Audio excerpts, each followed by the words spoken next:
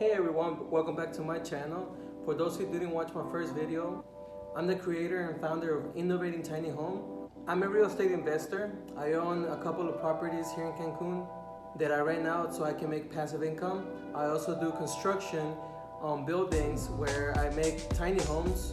But let me tell you one thing, I was never this successful. It took me a while. And in today's video, I'll be talking about the 5 bugs that helped me become successful, that have changed me and have molded me into the person that I am today. And I encourage you to go out there, and if you don't have money to buy the book right now, you can go to YouTube and just download the audiobook, and I assure you that will change your life for the better. Also, if you want to check out my first video, I'll leave a link down in the description box. Don't forget to subscribe and leave a like for this video, and I'll be posting more videos every week. So let's get into it. So first book on the list is called Mentor, the Kid and the CEO. It's pretty much about a kid that got in trouble for stealing, where he meets this guy named Malcolm. Malcolm teaches Tony, Tony's a 19-year-old that went into jail, to become responsible, how to take action, and to never give up, even though there's no hope or it seems so hard to be able to overcome that challenge. See, the thing is that back in the days, I had challenges too. I was never this successful. So what I did was start looking into some self-help books. And one of my friends told me that this was a really good book that will help you if you are going through some rough times and challenges. Back when I was young, I used to get in trouble a lot. I used to race in cars. I used to go out at night with friends and just do crazy things, you know?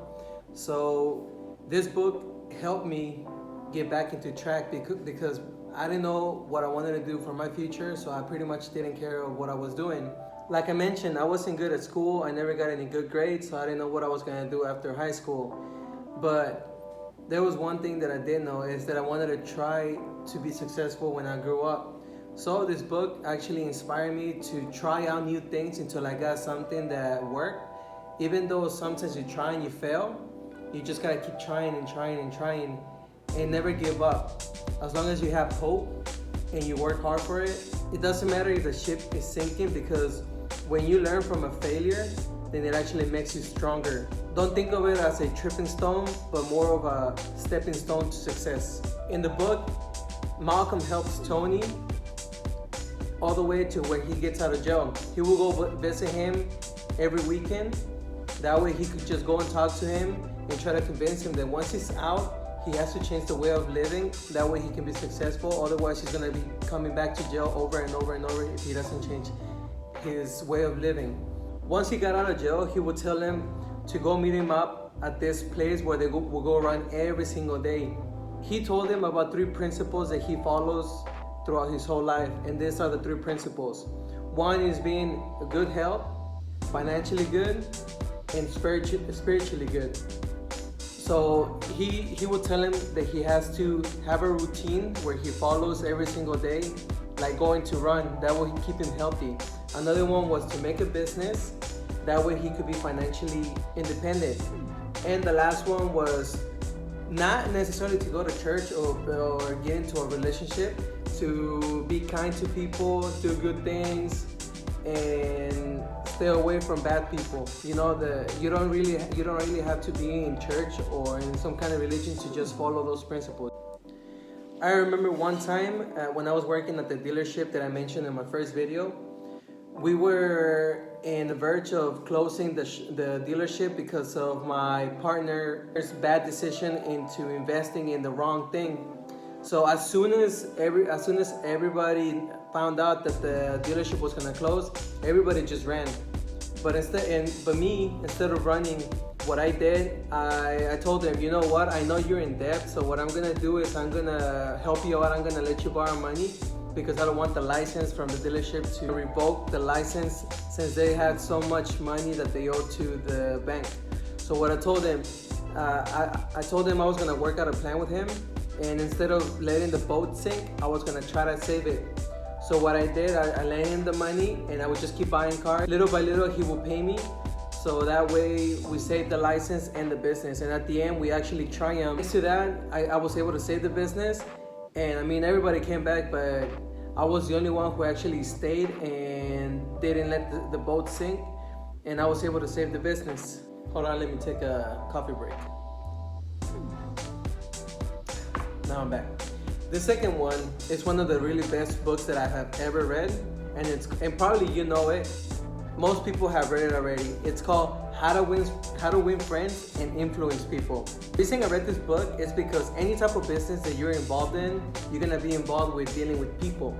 So you gotta learn how to treat people and how to win over friends so that your business can grow. If you don't have a good relationship with your customers, then at the end of the day, they're gonna leave. It's just like this channel. If I don't connect, if I don't treat the people that are watching my channel in a good manner, or if I coming back to their comments in a rude way, the only thing that I'm gonna do is lose them, and instead of winning them over, they're just gonna leave my channel and I'm gonna be left out with any subscribers. This book is about how to genuinely create a relationship, a friendship with people, instead of just lying to them in a way to win them over. Because where you are genuinely interested in somebody else, it shows that you actually care. But when you lie to just get something for your benefit, that's when people notice, and that's when you lose trust from people. Here are some of the lessons that I personally learned that I'll explain to you from the book. The first one is, you can't win an argument. No matter what you do, no matter what you say, you'll never be able to win an argument. So the best way to win an argument is to never start one at all. And this I can relate with anybody. The only thing you're gonna do if you actually win an argument is just gonna make the other person feel like crap. Like, you're gonna make them feel bad. And you're not gonna win them over. All you're gonna do is make them mad and hate you. The next lesson is ask questions instead of giving orders. Let me give you an example. Instead of me saying, hit the like button, that's giving you an order. But if I were to say, can you help me grow my channel by subscribing to my channel and hitting the like button? That sounds way better. The next one is, and this is the most important one that I think, is remembering people's name. Also pronouncing it the right way. In the book, it tells you that the sweetest sound of somebody's ear, it's hearing their name and pronouncing it right. I remember one time whenever I lived in this apartment complex where it was a private place where you had to go through a security guard. And when I started reading this book, I would try to implement that technique, the lesson. So what I did, I wanted to learn people's names. So every single day that I would come in, the first day that I met him, I asked him for his name, and if I didn't hear it right, I told him to repeat it. That way I can pronounce it right and I'm not saying it wrong. So I took the time to learn his name, and every single time that I would go in, I would say hi and then say his name. And then one day he just stopped showing up and I never saw him again. A few months down the road, I met him in the mall and I was like, hey, what's up? And then I told him his name and he's like, you remember my name? And he got all happy. You can see his face lit up and he was so excited, because most people, they don't take the time to learn people's names, because most of the time people care more about themselves than others. So if you take your time and learn people's names, they will love you for it. And here's the next lesson where I'm going from this. Talk in terms of others. Meaning what I just said. People love to talk about themselves. They don't care about what you gotta say about you.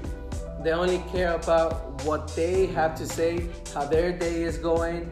They wanna tell the world how their day is going, but they don't have time to hear about your day. They don't have time to hear about your problems.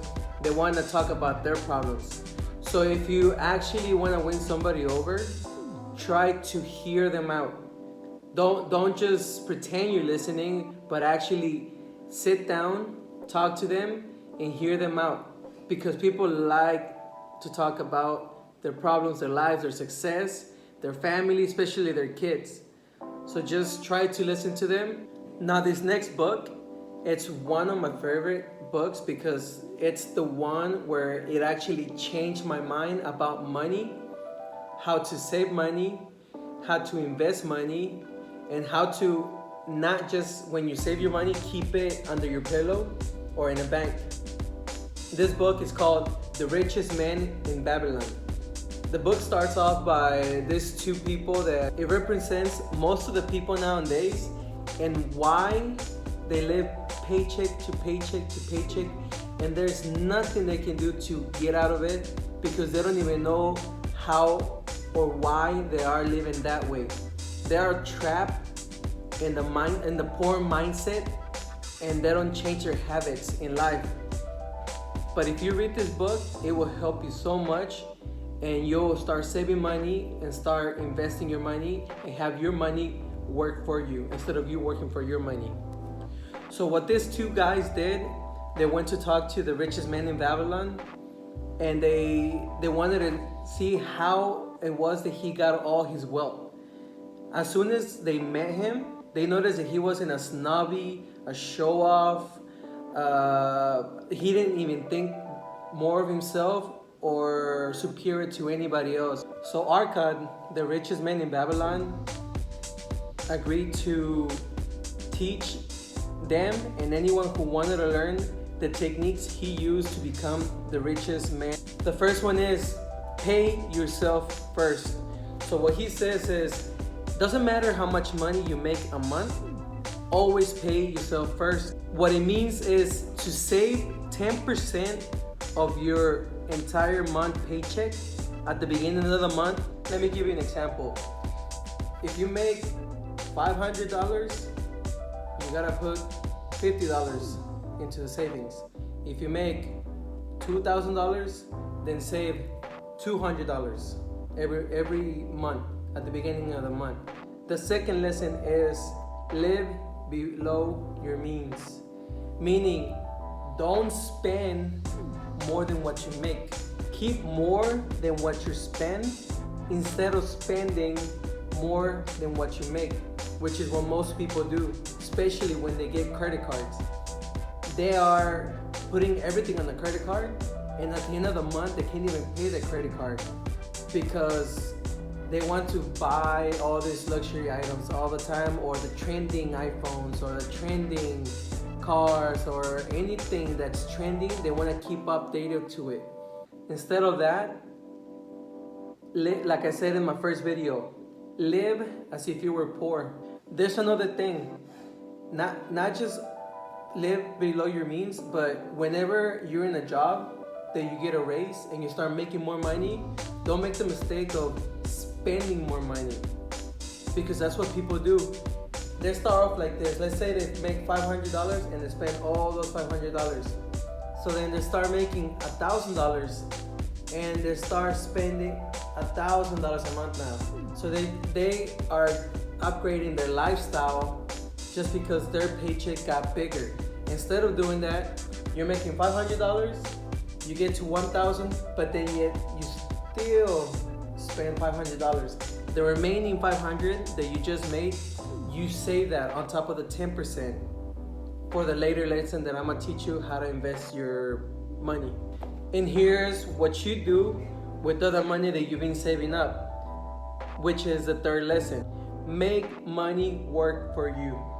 Meaning, every single dollar you save, treat it as if it was your slave, where you make that dollar work for you, and that way you stop working to make that money. That way you start making passive income the same way that I do, which I already have properties where I invested on, and now they are making me passive income. I don't have to do anything, as I mentioned in my first video. All I have to do is just relax, sit back. I can go to the beach, I can go on vacations, I can do whatever I want, and I can make money while I sleep because I already did my job, which was make money, and then with that money, I'm using it to make me more money. Think of different ways that you can make money. Like I said, me is real estate. For you, it could be anything else. There's also a big misconception about having your money saved up in a bank. See, the thing that people don't tell you is that if you have money that you're saving, and you don't want to put it to work to invest it somewhere, what they do is they keep it and they think it's safe in the bank when it's really not, because every single year you have inflation against your money. So let's say you have $100, or let's put it a bigger number. Let's say you have $1,000 in the bank, and if you leave it there, every single year you'll be losing $40 because of inflation. And inflation sometimes is 5%, 4%, so it just varies. There are more avenues that you can invest your money, just like stocks, businesses, real estate. But before you actually do that, do your research on that investment you want to do before you invest it. Otherwise, you're going to end up losing everything. Just like Warren Buffett says, invest on what you know, not on what you don't know. You got to do the homework before you actually get to investing on something. Otherwise, you're going to lose everything at the end. Now, this next book, it's another one of my favorite ones. And yeah, most likely you'll know this book. It's called Rich Dad, Poor Dad by Robert Kiyosaki. This book is about what his poor dad used to tell him, which is most of what our parents are taught to teach us. They're always telling us, go to school, study hard, go to college so you can find a good and secure job. But in school, they never teach you how to manage your money. As a matter of fact, talking about money has become a taboo. Like if it's something bad, they say that money is the root of all evil. But actually, not talking about money is the root of all evil. Talking about money, it's one of the most important things that you have to teach your kids and everybody in your family, because it will help them how to make money and how to make that money grow and get out of the rat race, which he talks about in his book. Robert talks about his poor dad. He had a PhD and he worked as a teacher, had a good paying job, but he would struggle with money every single month. Robert had a friend, and his friend's dad didn't finish school, but yet was a wealthy person. He was the rich dad who became the mentor to both of the kids, Robert Kiyosaki and his friend. Robert's poor dad would say, I can't afford that. He would also save whatever's left at the end of the month and would encourage him to go to school, study hard, go to college, and work in a great job. On the other hand, Robert's rich dad would say, how can I afford that? Would save money first and live with what's left each month, and would encourage Robert to study money so that he can buy the company instead of working for a company. Rich Dad teaches us this big technique that anybody can apply in their life. And this thing is identifying what's an asset and a liability. Most people think that a house is an asset because it's their house and they're paying the mortgage down, and at the end they're gonna own it and they don't have to pay for rent.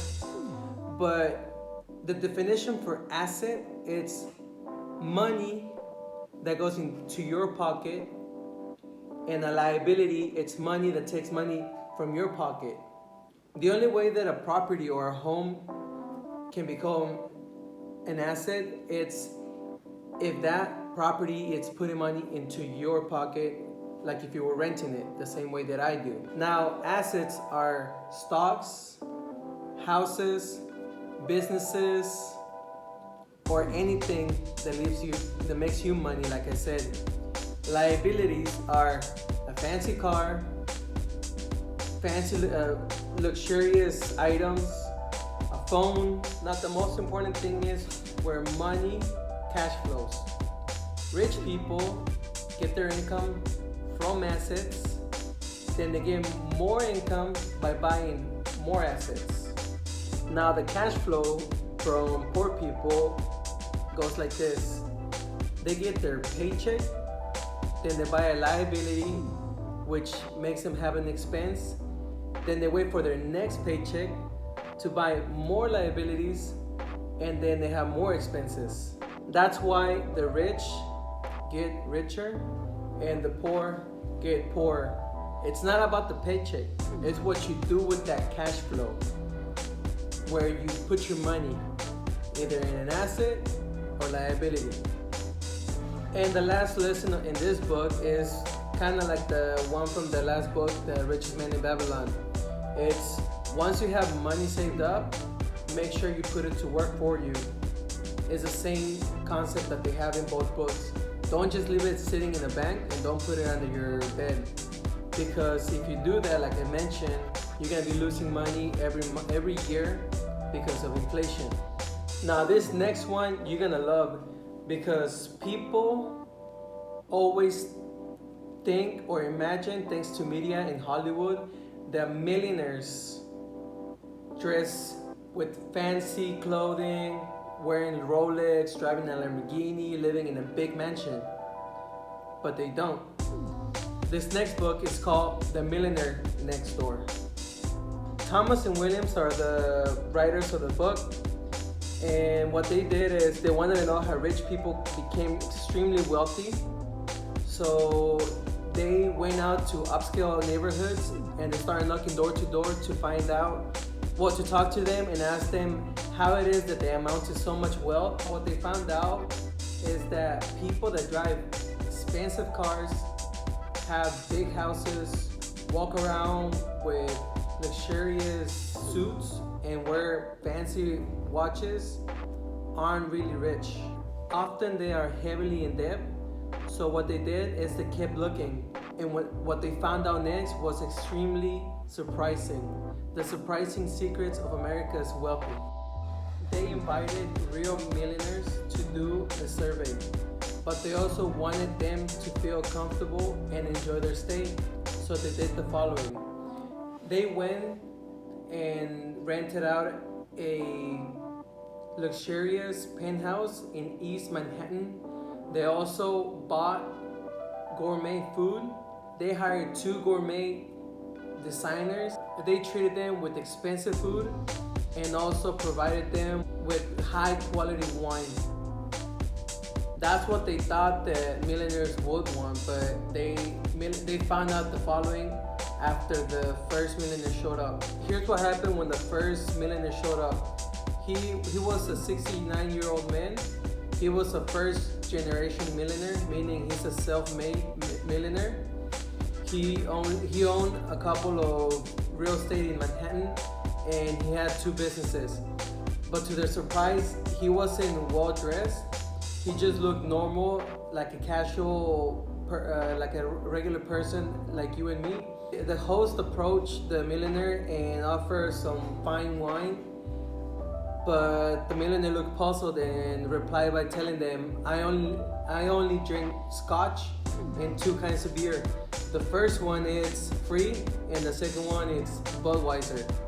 So the hosts were surprised to find out after spending all that money, when the other millionaires started showing up for the interview, they started getting hungry. So what they did, instead of going for the gourmet food, they went for the buffet, and none of them touched the fine wine or the caviar.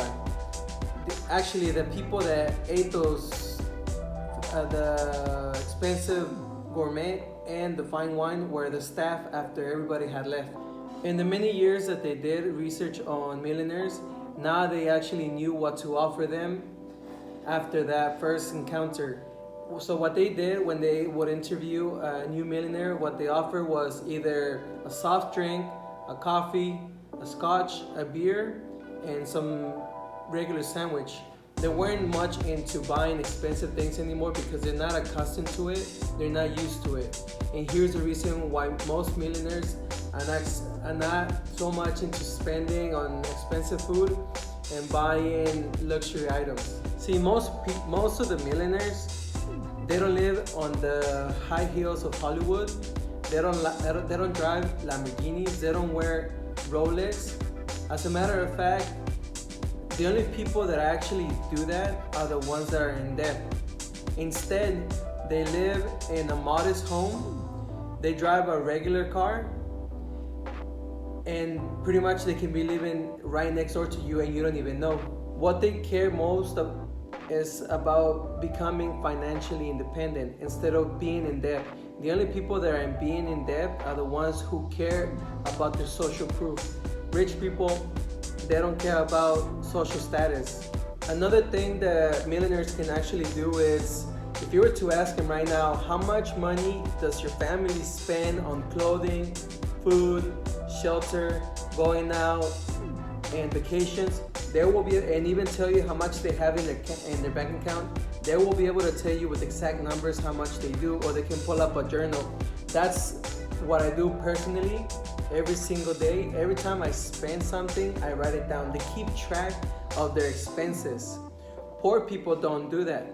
They just spend and spend and spend and spend, and then at the end of the month they're wondering what happened to the money that I made. Where is it all going? They don't know because they don't keep track of that money.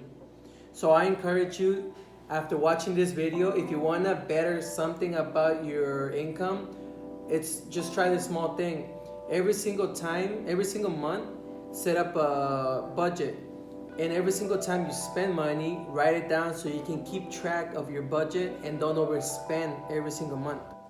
See, the thing is that most people have it all wrong about millionaires. Millionaires are not people who, like I said, that are driving expensive cars, wearing expensive watches, or having a yacht, or going on vacations every single month. See, that's what media and Hollywood has portrayed it into being rich, but it's not. And that's where people are becoming poor and they don't change their lifestyle. Another thing is that most millionaires are first generation, meaning that they made their own wealth instead of inheriting from their families. There you go. Those are the 5 books that helped me change my life, and that I'm sure that they will change your life too. So let's go over them again. The first one, it's called Mentor. That book will inspire you and will help you to never give up, no matter what kind of situation you're going through or kind of challenge that you might face in your life. The second one, it's called How to Make Friends and Influence People. That one will help you whenever you have a business in how to treat people and how to communicate with people, because businesses are based on people. The third one is The Richest Man in Babylon. That one will teach you a whole lot on saving and investing. The fourth one is the Rich Dad, Poor Dad. That one will teach you to define what an asset and what a liability, the difference between them, so that you stop getting confused and thinking that some stuff may be assets when in reality they are liabilities. And also to stop thinking that money is bad, and how to invest your money, just like the first one. And the fifth book, The Millionaire Next Door, will help you open up your mind to stop trying to impress people by buying expensive items that will make you look rich, and actually live like a rich person and think like a rich person, where they rather live in a modest home and drive a regular car. Because poor people spend their money on things that will make them look like they're rich, when in reality they are not rich, and they are becoming more poor every day by doing that. Well, that's it, guys. If you like this video, leave a comment down below. If you want to check out any of those books, I'll be leaving a list down in the description box. Don't forget to subscribe to my channel, like this video, and see you next time.